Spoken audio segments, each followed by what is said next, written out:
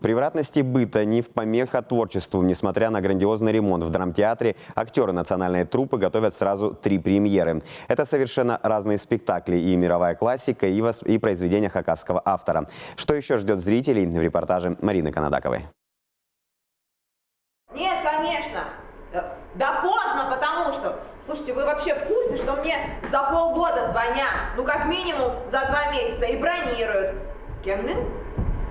Абрек Васильевич? И это не единственное известное имя, которое прозвучит в новом спектакле Национального театра. Постановка «Сабир и Сабира» – отклик на злобу дня, когда люди путают настоящее с фальшивым. И в погоне за модой, за трендами времени теряют себя, настоящих. В основе спектакля пьеса Ильи Топоева, написанная 10 лет назад. Режиссер ее осовременила, чтобы история 2 сестер и их случайного знакомого напомнила зрителю о самом главном.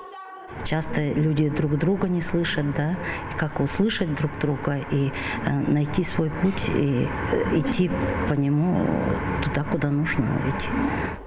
Репетиции проходят на малой сцене Центра культуры и народного творчества. Здесь же 16 февраля состоится премьера спектакля «Сабир и Сабира». А вот в самом драмтеатре вовсю идет ремонт. Тем не менее, в одном из кабинетов началась работа над постановкой «Лекарь по неволе». Классика прозвучит в национальной версии. Это дань театра, объявленному в республике году хакасского языка. Юрий Майнагашев когда-то сам играл главную роль в пьесе Мольера. Теперь же он режиссер. Пока идет читка спектакля, и, судя по реакции актеров, нас ждет настоящая комедия. Тот азарт, тот кураж, тот интерес, который есть в классике, в мировой, у Мольера, комедия, тем более, конечно, привлечет зрителей.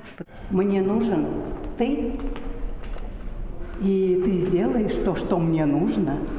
А знаешь почему?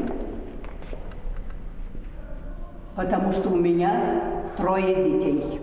А это 3-я площадка, и здесь проходят репетиции пьесы Филумена Мартурана. Это по-настоящему семейный спектакль, и дело не только в сюжете. В главных ролях Виктор и Гульфия Коковы, а режиссером выступил их сын Сергей. Постановка приурочена к юбилею именитого актера, поэтому его персонаж Доминика такая же главная фигура, как и Филумена.